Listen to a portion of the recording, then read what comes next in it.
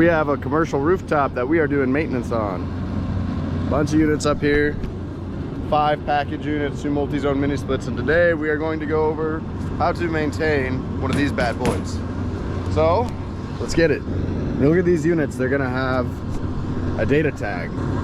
It's gonna tell you right here how many phases your unit is. So see, this one says 3 phase. And it's gonna give you an outline of your components too. Your compressor is 3 phase.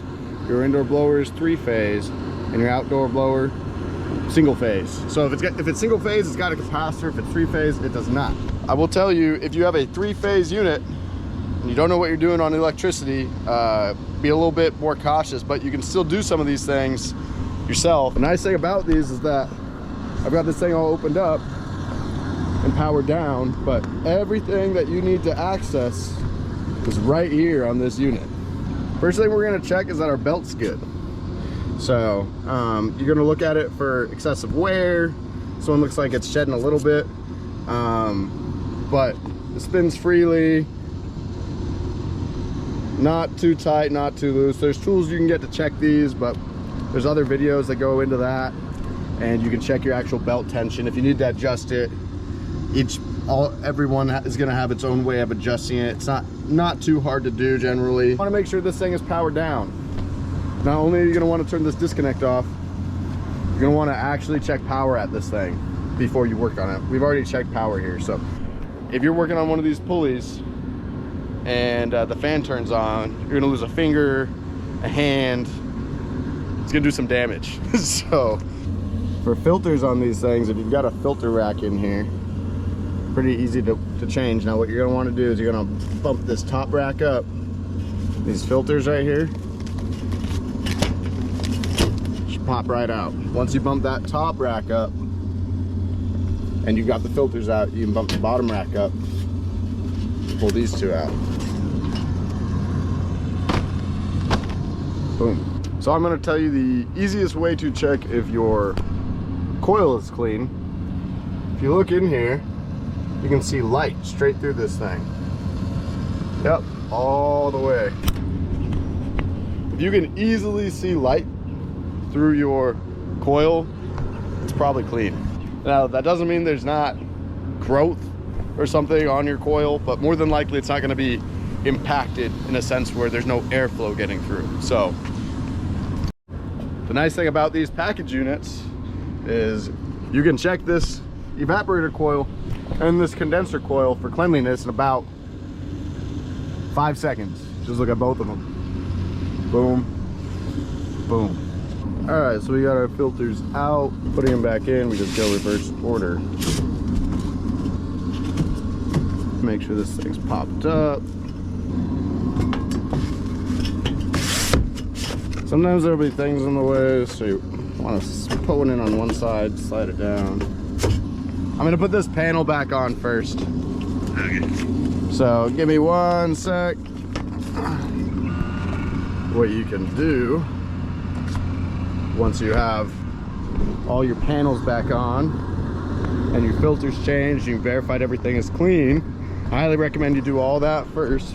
Once you have all that done, you can take some amp draws on your system if you've got a good voltmeter. This thing right here is gonna have some readings on it. LRAs, locked rotor amps. Generally speaking, you don't really want your amps to be pulling quite that. On a voltmeter like this, you can hit inrush, and then you can just walk away because it should record the starting amps. These panels have a little bit of a trick for getting them on and off. Alright, take this off. You gotta push it in with both hands, push it up, pull it out, come down. It's got a little groove right here. I don't know if you're gonna be able to tell, but it kind of latches on. So put it back on. You gotta do the same thing in reverse. Big issue if you take these off, so they don't go back on properly and they'll slip off. Push them in, and then push it down. It locks itself in. This thing has measured our inrush amps at 10. That might be reading a little bit low. but it's definitely not at 38. So we go to our amps. It's only pulling 4 amps right now. Our operational max is 6.5, but that's well within our range. We've got 2 contactors here. One of them is going to be for our blower motor. One of them is going to be for our compressor.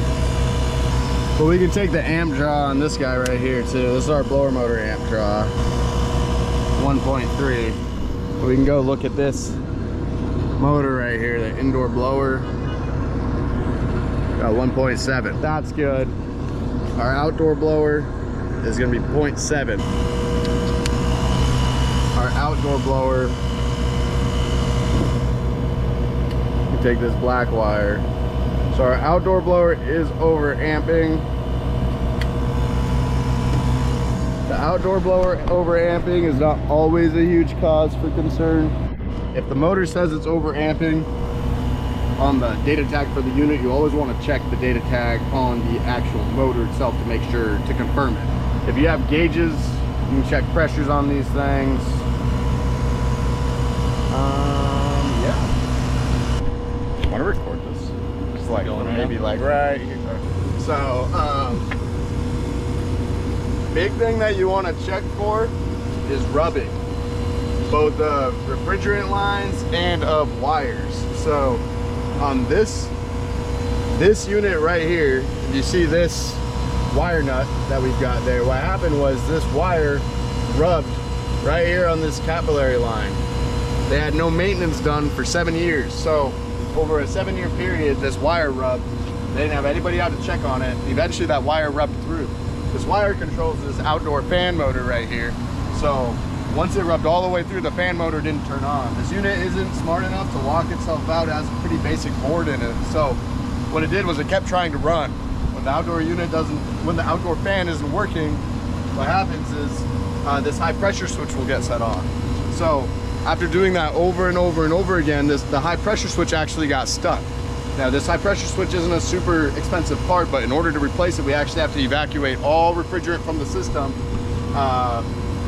Then we have to braze, weld this thing in, and something that could have easily just been caught and fixed, probably at no charge to the customer on a routine maintenance, ended up being over $1,000 repair because we had to spend 5 hours on a rooftop loading all of our equipment up here, and we replaced a $20 part, and they paid a lot of money for something that should have been rather small. So cool.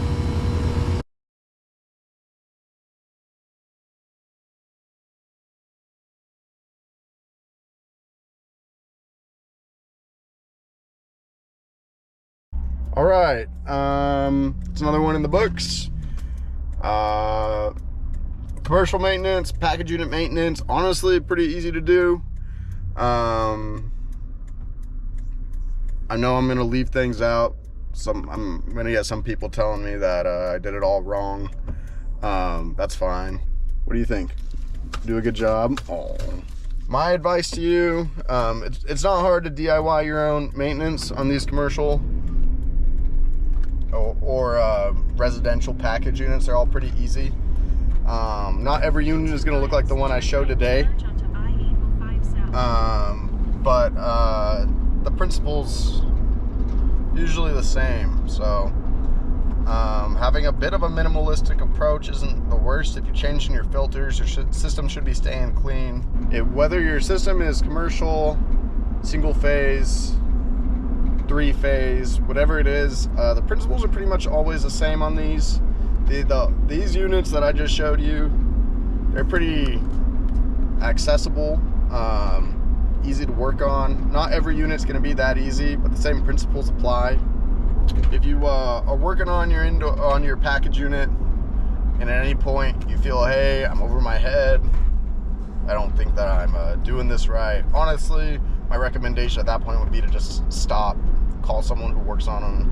You do your own like less invasive, minimalist maintenance, then maybe you could delay calling an HVAC contractor as frequently and take care of some of the things on your own. That's not everybody wants to do it.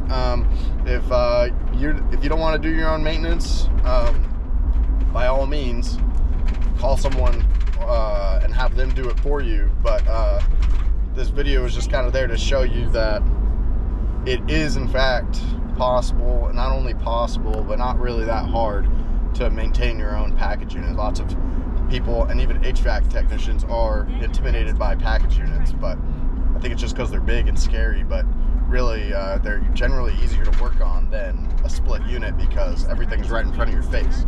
If I do things differently than you don't like it, I'm sorry, not sorry. So I'm not really concerned, but I am open to constructive criticism always. So if there's something that we're not doing that you think we should be doing, then feel free to leave it in the comments. I appreciate any and all feedback. So